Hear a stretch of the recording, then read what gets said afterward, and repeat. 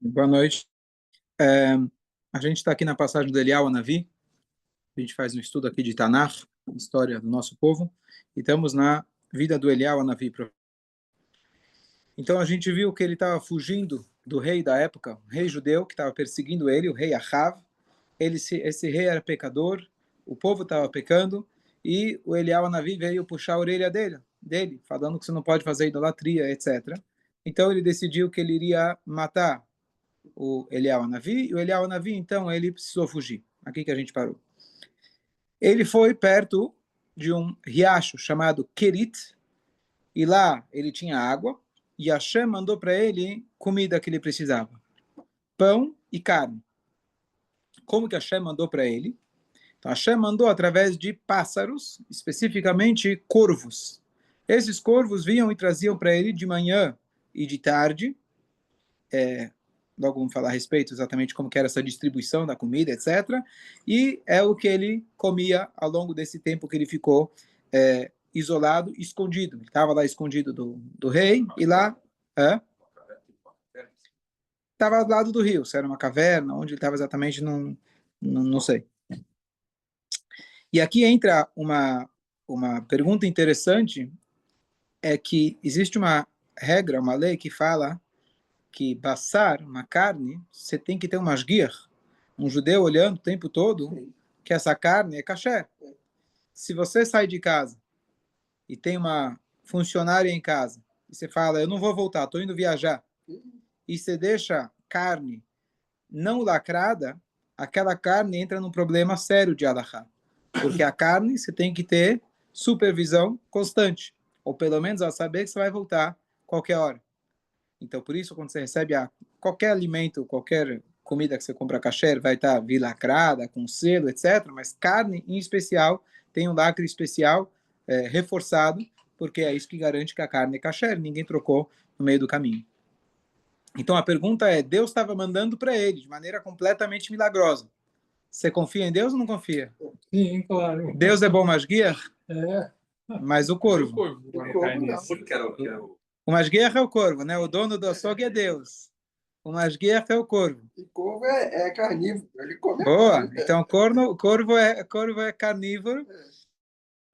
É um animal não kasher. É um animal não kasher.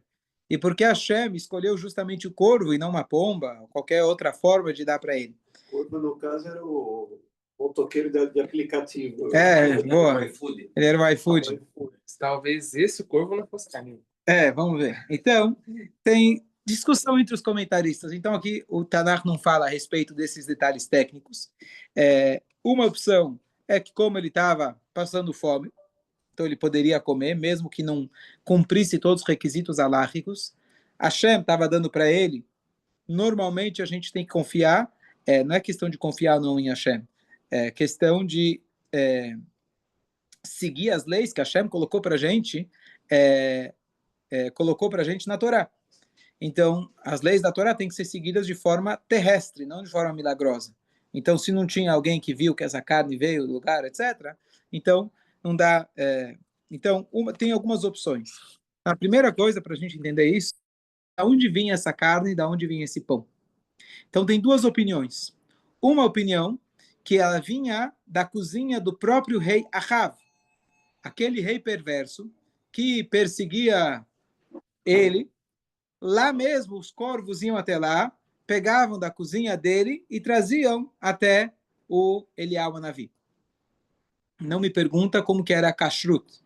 Posso dizer que talvez, vamos ver em seguida, ou que talvez ele era um homem muito religioso, até onde dava. Então, não sei exatamente, eu tinha alguém que cuidava da cozinha, não dá para saber. Até onde interessava. Até onde interessava. Então, essa é uma opção. Uma segunda opinião fala que, na verdade, os corvos vinham do outro lado, que era do outro reinado, o reinado de Yehudá. E o reinado de Yehudá, não chegamos lá ainda, mas aquele rei Asa, que a gente estudou sobre ele ontem, ele tinha um filho chamado Yehoshafat, e esse filho era um tzadik. Então, a vida vinha de lá. A ponto que os corvos não queriam, nem os corvos queriam entrar na casa do Ahav, do palácio do Ahav. Então, eles, conforme essa opinião, eles iam lá e buscavam da cozinha do Yehoshafat. Desculpa. E aqui tem uma terceira explicação que ela concilia entre as duas e acho bem interessante. Que ela fala o seguinte: de manhã, os corvos eles traziam para Eliyahu Hanavi do Ahav. Só que como vinha do Ahav, eles traziam, aliás, a carne do Ahav. E carne é complicado, e então ele não comia. Ele não comia daquela carne. Isso era, na verdade, um teste para Eliyahu Hanavi. Por quê? A gente vai ver nos próximos episódios, e já comentamos antes, que Hashem não gostou da maneira que Eliyahu Hanavi avisou o profeta, o rei, e ele falou para ele que não vai ter chuva em Israel até eu disser. É? Ele falou chuva e orvalho, mas orvalho Hashem manteve. Então,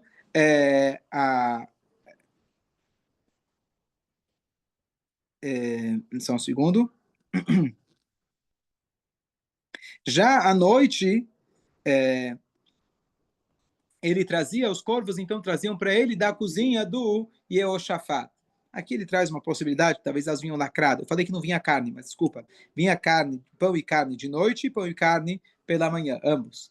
Então, essa terceira opinião que concilia fala que era das duas cozinhas, então ele tinha esse menu variado, carne e pão, pão e carne, de dois restaurantes finos, diferentes, de um rei ou de outro rei, duas cozinhas com os melhores chefes, cozinhas reais, e a primeira ele já era obrigado a recusar, e a segunda, que vinha do Hersher, que vinha do outro reinado, Kasher, então de lá ele comia. Então são algumas curiosidades, mas obviamente toda a ideia dessa discussão é só para a gente primeiro saber a halakha prática para nós.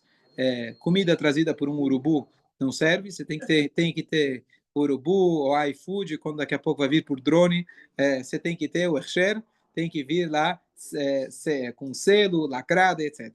Você não precisa, alguém que é em casa, não aceita. Se quer urubu em casa, não aceita. Não aceita urubu em casa. Você fica preocupado. A segunda coisa é para a gente ver que como, pelo menos de acordo com um dos comentaristas, sim, tem algumas lições que a gente pode tirar aqui. Primeiro, o irônico é de que da cozinha do próprio Ahav vinha o alimento para o Eliyahu, que era quem ele estava perseguindo, e como Hashem ele faz, como o Moshe Rabbeinu cresceu dentro da casa do Paró, e assim por diante, Hashem pega, usando a linguagem vulgar aí, vulgar, não sei se usa, o feitiço contra o feiticeiro popular, não vulgar. Esse é um ensinamento que a gente pode ter, então isso é interessante. E o segundo ensinamento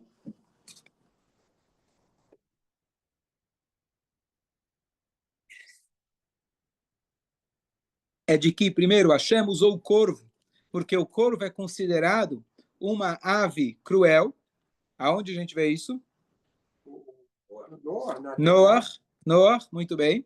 Então, então isso seria uma mensagem para o Eliyahu Hanavi que esse decreto muito forte que ele fez foi mais rigoroso do que a medida que Hashem, pelo menos assim, julgou Eliyahu. Então, isso era uma mensagem para ele: você que foi rígido com os meus filhos em relação à comida, você vai receber a comida através do corvo, que ele é cruel, se eu não me engano, até com os próprios filhos. O corvo, acho que tem, acho que não me engano, da história, do comentário lá de Noah a respeito do corvo. Então Hashem usou esse animal para dar a lição para o Eliyahu. E acho que mais do que a lição para o Eliyahu, estamos falando de um tzadik, é a lição para nós. Saber que, mesmo que ele fez com a melhor das intenções, literalmente, ele fez isso por Hashem, porque o povo estava fazendo idolatria, e porque o rei tinha desafiado e falado: olha, eu peco à vontade e não acontece nada. Ele fez isso por Hashem. Ainda assim, você tem que dosar e saber que o amor que Hashem tem pelo povo judeu é incondicional. O amor que Hashem tem para cada um de nós é mais do que um casal idoso que tem um filho depois de muitos anos. Hashem ama cada um de nós incondicionalmente. E Eliyahu Hanavi, apesar que ele fez isso em honra de Hashem, Hashem considerou que foi mais do que a dose. Então, para a gente entender como a gente deve olhar para um outro Yehudi. Olhar É? O que ele fez, Exato? Como foi a demonstração dele? Ele chegou para o Ahav. O Ahav falou que, ó, tá vendo? Eu faço o que eu quero de idolatria e está escrito na Torá, quem peca, não tem chuva, e aí? Tô aí, tô de boa. Então Eliyahu Navi falou, é assim? Então não vai chover até eu dizer. Até que eu diga o contrário. Então ele fez isso literalmente para mostrar, para provar, para defender o nome de Hashem. E Hashem concordou, não deu chuva. É. Ele discordou Hashem não ia discordar dele, porque o Navi ele decreta, o profeta decreta, Hashem ele faz, além do que Hashem já tinha dito para Eliyahu, o que você decretar, estou contigo, mas ainda assim, coitado do Eliyahu, fica com pena dele, né, Eliyahu? Fica com pena dele que ele fez isso de maneira para servir a Hashem, ainda assim vai entender como que Hashem julga esse tzadikim. Mas para nós fica muito claro o amor que Hashem tem para a gente, independente de tudo, mesmo para esse irachá como a Rav, ainda assim Hashem achou que foi mais do que a dose. Eliyahu ficou nessa situação por 1 ano. 1 ano vivendo dessa forma. Então, conforme a gente falou, possivelmente ao longo do dia inteiro ele jejuava e só à noite ele comia. Um belo dia, esse rio secou. Obviamente, o mesmo que deu o rio foi aquele que tirou o rio. E os corvos também pararam de vir. Se liga lá no delivery e fala, tá demorando. E cadê minha pizza? E cadê minha pizza? Tá demorando. Ele não tinha... o serviço, chega fria. Não tinha... Fala. Esse 1 ano tem alguma coisa a ver de ter passado ele conseguir ter corrigido? Podem ter inúmeras possibilidades. Pode ser. Eu não queria dizer que o decreto do Ahav já acabou, o Ahav não estava mais procurando ele. Não, mas Hashem esperava o decreto dele. Hashem estava esperando que Eliyahu Navi tirasse o decreto dele. Porque agora que você, primeiro, você já sofreu com pouca comida. Tem mais um detalhe, que Hashem trazia diariamente, que lembra a gente, o maná, que só caía para aquele dia, não tinha para o dia seguinte, que é uma maneira de testar. Para Eliyahu Navi, a ideia não era testar, porque ele confiava em Hashem plenamente, mas era a ideia de você imagina que você tem na tua geladeira só para hoje. Você vende o almoço para comprar a janta, tem a expressão. Então, imagina você não ter para a próxima refeição. Então, é uma aflição muito grande.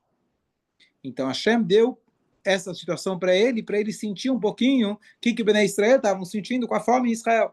Então, de todas as formas, Hashem indicou para ele que aquilo que ele fez foi muito forte. Mas ele, pelo amor que ele tinha para Hashem e por essa ira de Hashem que queimou dentro dele, então ele ainda não queria tirar o decreto, porque é um Hilul Hashem. É interessante, eu falei da outra vez, que é uma briga saudável entre um casal para o outro ir no médico. Você está tão preocupado com o outro, mas o outro não está se preocupando tanto consigo mesmo. Você vai lá, não, você precisa levar a força. Não, mas eu não quero, estou cansado, não posso, etc. Você briga por quê? Então você está brigando pelo bem do outro. Esse é um relacionamento saudável. Assim como a gente fala de Pesach, né, que o nome é Pesach e Hagamatzot. Pesach é o nome que nós chamamos. Hagamatzot é o nome que Hashem deu. Hashem elogia a gente, porque nós saímos praticamente sem mantimentos nenhum. A gente levou Matzot, e a gente elogia Hashem, que ele pulou sobre nossas casas, o Pesach. Então esse é o relacionamento saudável. Você briga para quem vai elogiar, quem vai fazer mais pelo outro. Eu imagino que Eliyahu Navi com Hashem, ele não está indo contra Hashem. Pelo contrário, ele está brigando por Hashem. Olha, Hashem, nem você está se respeitando tanto como você devia. Você está sendo bondoso demais com o seu povo. Eu entendo, mas conheço a turma aqui. Não é bem assim. Eu amo você e eu estou fazendo por você. Esse é o relacionamento de um tzadik com Hashem. Não é uma briga, né? Eu vou fazer, não vou fazer. Não está fazendo o Shalom descumprindo. Mas é uma briga saudável. Então, Hashem com amor... Aconteceu o contrário com Moshe e Hashem. Moshe foi lá e se posicionou contra Hashem por Bnei Israel. E aqui parece que é o contrário. Hashem estava querendo ser mais leve com Bnei Israel e ele mas, de novo, é um relacionamento saudável. Né? Então, e aí, então, Hashem, ele parou, então, o rio, parou a carne, etc., a comida, mas ele ainda continuou insistindo que não deveria cair enquanto o Bnei Israel não fizesse chuvá. Mais ou menos quando eu pego um penhor Se você não me paga a dívida, eu não vou te devolver o penhor. Ah, mas devolve. Faz chuva, que eu devolvo. Aqui é assim que funciona. O ser humano é transacional. Ele espera algo em troca. Você quer chuva? Faz chuva. Eu acho que se der chuva sem chuva, a coisa não vai funcionar. Então, Hashem faz para ele passar por uma outra situação. E aí agora, Hashem fala para ele sair de Eretz Israel, o que também é uma situação ruim para um tzadik, ter que sair de Eretz Israel, e ele vai para um lugar que se chama Tzorfat, parecido com como se fala hoje França, em hebraico fala Tzarfat, mas o nome do lugar é Tzorfat, no reino de Sidon. Sidon. Os foram são da onde? Tá bom. Então, lá ele estaria mais seguro, ele poderia viver mais tranquilamente em relação à perseguição do Ahav. E agora, o que acontece? Ele vai e segue a vontade de Hashem. E Hashem fala para ele, lá eu vou cuidar de você. Como que eu vou cuidar de você? Lá vai ter uma viúva que chega na porta da cidade, e ele, mais ou menos como Eliezer, na porta lá de Aram Naraim, ele estava lá querendo saber se a moça para o filho do meu patrão, etc. Então ele queria ver qual que era a índole dessa mulher. Ele viu uma senhora, mas não sabia como que ela era e se ela era indicada. Lembrando que existe uma discussão, uma argumentação em relação ao Eliezer, se ele fez um teste, ou tipo, se ela servir, quer dizer que é ela, algo mágico, digamos assim, ou que ele queria ver a índole dela, da bondade dela, de dar para os camelos, etc. Lembra da história? Então, o Elial aqui não era um teste. Ele queria, na verdade, ver como que ela ia. Então, ele vai lá e pede para ela, você pode me dar um pouco de água para o bebê? E ela concordou imediatamente. Pelo jeito, ela tinha água suficiente. E aí, Elial falou, e quando você me trouxer água, você se importa de me dar um pedaço de pão? Ele já viu na cara que ela é generosa. Mas ela fala, diferente da do Eliezer, ela fala, olha, a fome de Eretz Israel afetou todo mundo que está em volta. E eu era uma pessoa que eu distribuía comida para os necessitados. Mas agora eu só tenho farinha mínima para sustentar eu e meu filho para hoje. Só para hoje. E depois ela falou, a gente vai morrer de fome. Conforme a Allahá, inclusive, se você tem um copo de água para você ou para o outro, se um bebe, se os dois bebem, nenhum sobrevive, se um bebe, então você tem que cuidar da tua vida primeiro. Então ela respondeu conforme, exatamente, conforme a Allahá. E o Eliyahu Navi responde, ele fala, olha, eu não tenho medo, não se preocupa, Hashem vai cuidar de você. Vai lá, pode comer, mas antes de você comer, reserva um pedacinho de pão para mim. Colocou ela em risco. Mas saiba que Hashem está dizendo que a farinha não vai terminar. E ela falou, esqueci de falar, que ela falou que tem uma gotinha de azeite.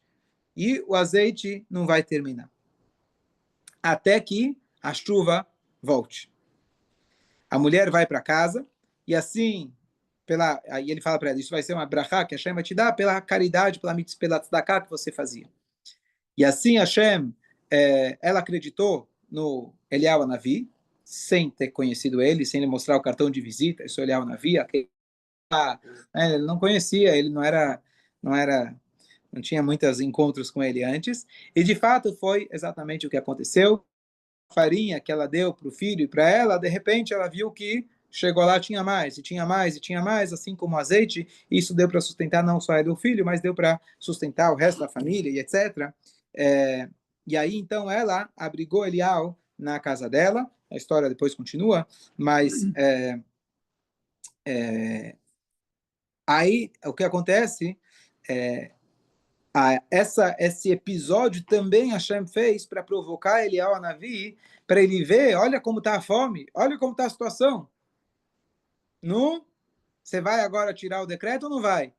Mas Elial Navi ainda ficou firme até o momento e ele não cancelou o decreto ainda das chuvas. Como eu falei, é algo acima da nossa compreensão desse tipo de relacionamento com Eliyahu Navi, Hashem. Um profeta não faz nada sem Hashem querer, mas, como eu falei, é um relacionamento saudável. Aquele caso que foi enchendo os potes, foi olhar, não, aí tem do Elisha. Elisha. Depois vai ter do Elisha, mas o Elisha era aluno do Eliyahu Navi, aprendeu bem com o mestre. E outra coisa que vai ter aqui, ele vai agora ficar na casa da viúva. O Elisha também ficou na casa daquela mulher, etc. Então, a história é parecida. Aqui, só uma última observação, que, curiosamente, o profeta ele era muito bom. Ele conseguiu fazer comida. E para ele mesmo? Sim. Mas ele, quando estava sozinho lá no rio, ele não fazia abracadabra e, de repente, tem... Então, é curioso. O Malbim, ele faz essa observação. Hã? Tudo bem, mas Hashem fez que ele precisasse recorrer para ele aprender e etc. Então, aqui você vê que aquela frase que santo de casa não faz milagre, etc. Em inglês se fala que os filhos do sapateiro andam descalços. Tem um fundo de... ou seja, o Navi, ele talvez até seria capaz, mas não foi o que Hashem queria dele. Então, fala, o que você ia perguntar? Tem problema de tzniut, um homem na casa de uma... Vamos falar isso na próxima. Falar, o homem está na casa da mulher, com certeza. Foi um tema que vai aparecer em seguida. Hã? Tinha um filho, mas você pergunta que idade é esse filho? Era uma criança. Dependendo da idade, não resolve a situação. Então... Esse nome Elial é um dos mais conhecidos. Elias, né? Em latim, grego, é um dos mais conhecidos aí de evangelhos, não sei o quê. E a Rav também. Rav também? Também, a Rav também. Não, Elias. Boa noite a todos. Irmial em português é famoso, Jeremias. Jeremias Tem até música com